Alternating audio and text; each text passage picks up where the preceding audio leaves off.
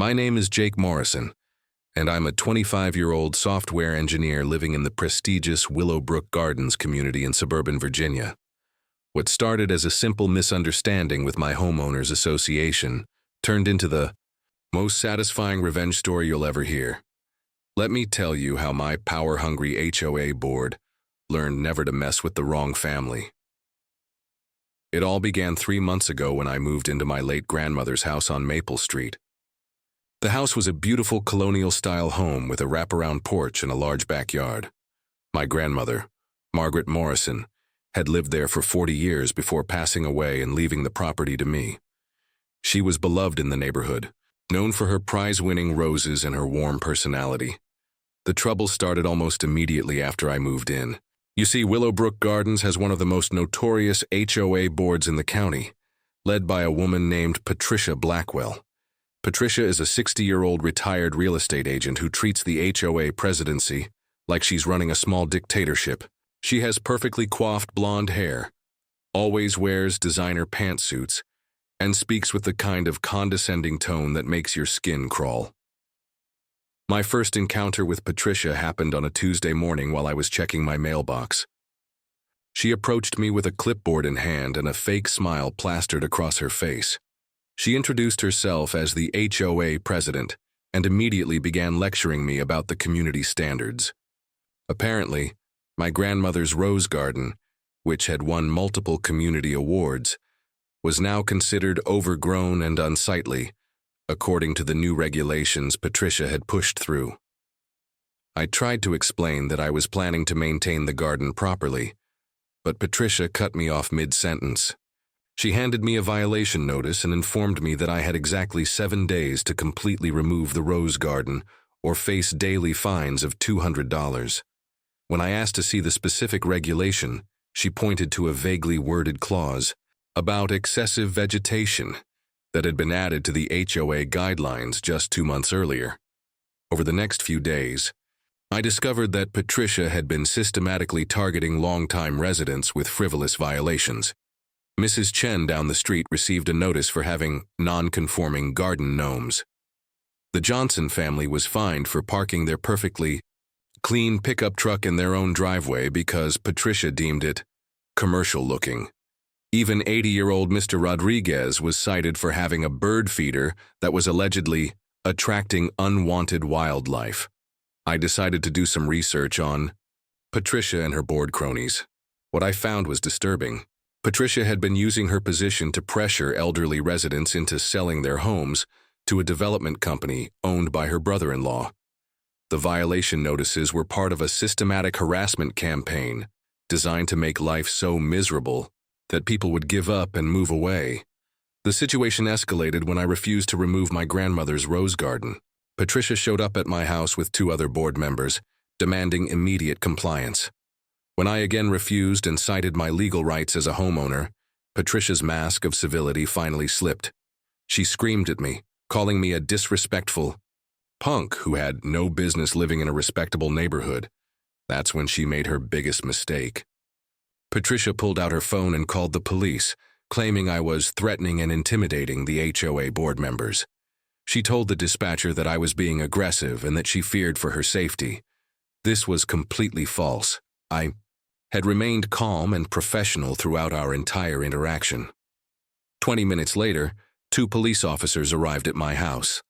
Officer Martinez and Officer Thompson were professional and courteous, but they were obligated to investigate the complaint.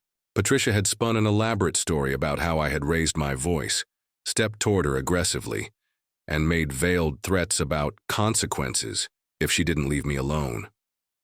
I calmly explained my side of the story to the officers, showing them the violation notices and explaining the HOA's harassment campaign. The officers could tell something wasn't right about Patricia's story, but they had to file a report nonetheless. They advised both parties to avoid future confrontations and left without any arrests or citations. But Patricia wasn't done. Over the next week, she called the police 3 more times with increasingly ridiculous complaints. First, she claimed my music was too loud at 7 p.m. on a Saturday evening. Then she reported my suspicious behavior because I was working in my garage at 9 p.m. Finally, she called to report that I was conducting illegal business activities because I had received several Amazon packages in one day. Each time, the same patient officers would arrive, investigate, find no evidence of wrongdoing, and leave. I could tell they were getting frustrated with Patricia's obvious abuse of the emergency system, but their hands were tied.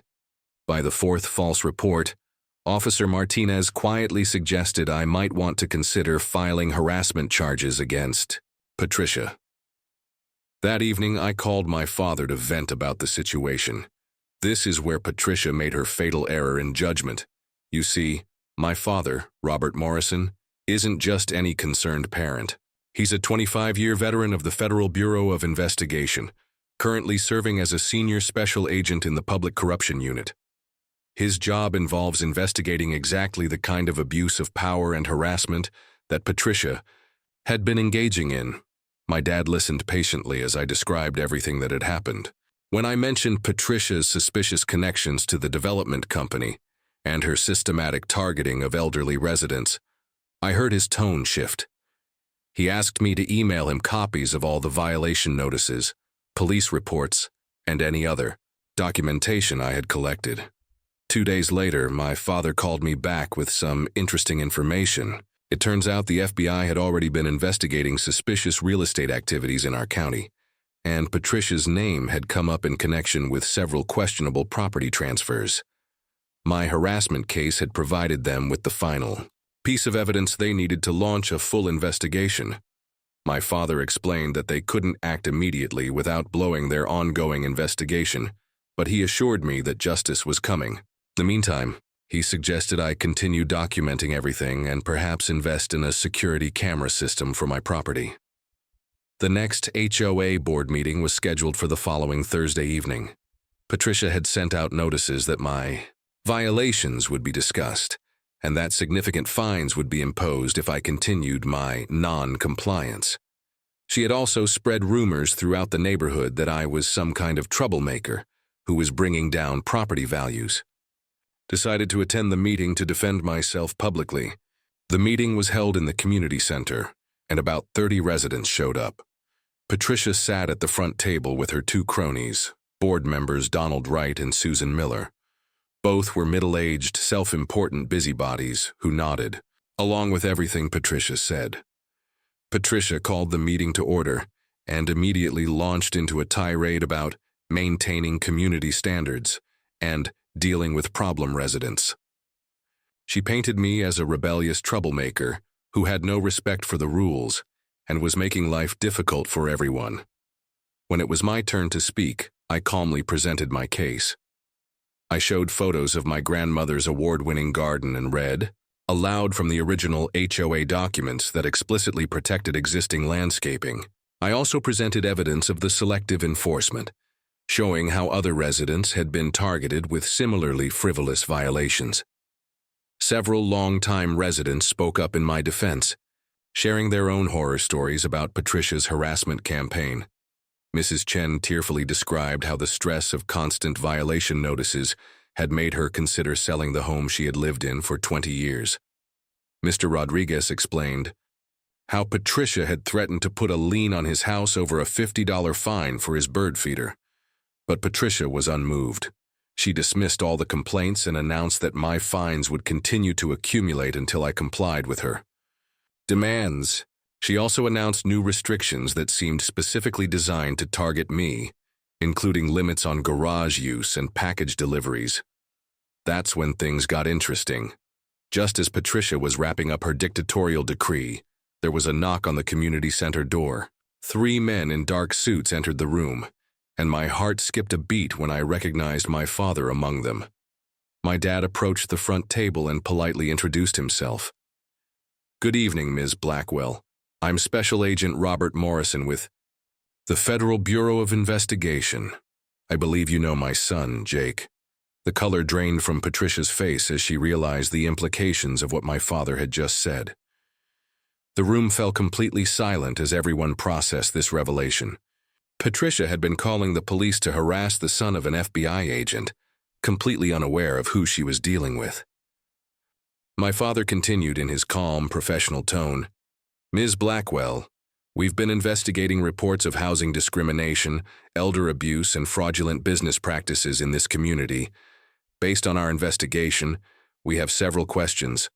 We'd like to ask you and your fellow board members." Patricia stammered and tried to maintain her composure, but it was clear she was panicking. She claimed she had no idea what my father was talking about and insisted that all HOA activities were completely legitimate. My father smiled politely and produced a thick folder of documents. "We have evidence of systematic harassment of elderly residents, selective enforcement of fabricated regulations, and coordination with outside parties to manipulate property values. We also have documentation of multiple false police reports filed against my son as part of this harassment campaign." The other FBI agents began setting up recording equipment while my father continued his explanation. He detailed how Patricia and her associates had been using their HOA positions to pressure residents into selling their homes at below-market prices to Patricia's brother-in-law's development company. As the investigation unfolded over the following weeks, the full scope of Patricia's operation became clear. She had been targeting elderly residents and newcomers like myself with harassment campaigns designed to force property sales. The development company would then flip the properties for massive profits, with Patricia receiving substantial kickbacks. The fake police reports against me were just the latest tactic in her arsenal of harassment techniques. She had filed similar false reports against other residents who had tried to stand up to her demands. The entire HOA board was complicit in the scheme, using their positions to legitimize what was essentially an organized real estate fraud operation. The legal consequences were swift and severe. Patricia was arrested on charges of wire fraud, conspiracy, elder abuse, and filing false police reports. Her fellow board members faced similar charges for their roles in the conspiracy. The development company was shut down, and several properties were returned to their original owners at fair prices. The community held an emergency election to replace the entire HOA board. The new board, led by Mrs. Chen, immediately reversed all of Patricia's punitive regulations and established new procedures to prevent future abuse of power. My grandmother's rose garden was officially designated as a community heritage site, protecting it from any future interference. But perhaps the most satisfying moment came during Patricia's sentencing hearing. As part of her plea agreement, she was required to make a public apology to all the residents she had harmed. Standing in front of a packed courtroom, she had to admit to her crimes and acknowledge the pain she had caused to elderly residents and families like mine. The judge sentenced Patricia to 18 months in federal prison, followed by 2 years of supervised probation.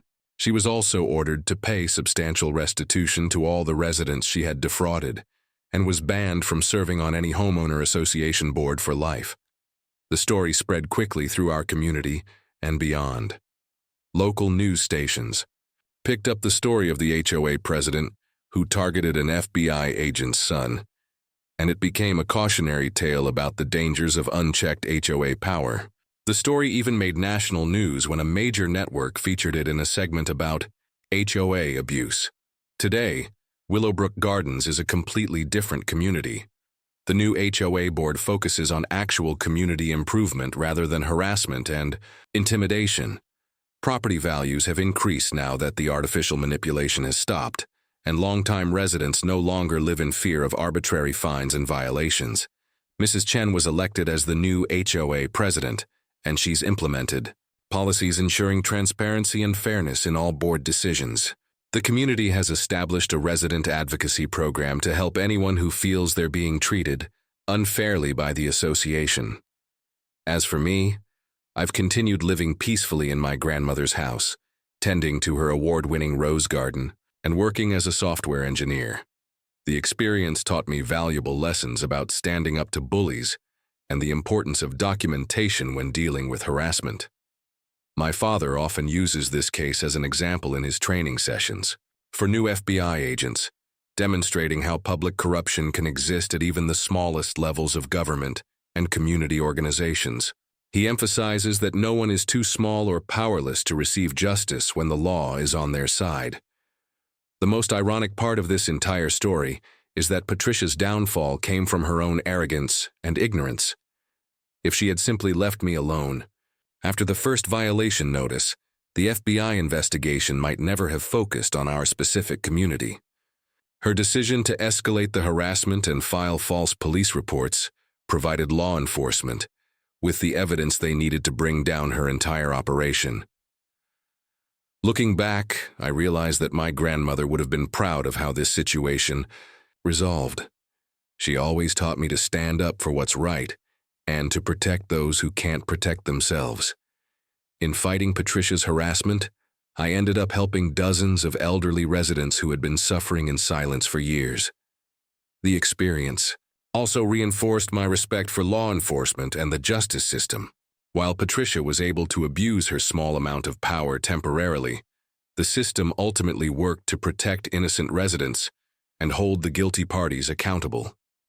Today, when I work in my grandmother's rose garden, I think about the lessons learned from this experience. Sometimes the people who seem the most powerful are actually the most vulnerable when their actions are brought into the light. And sometimes the person you choose to mess with might have connections you never expected. Patricia learned the hard way that actions have consequences and that abusing power always catches up with you eventually. She thought she was untouchable as HOA president, but she discovered that no one is above the law, especially when they target the wrong family.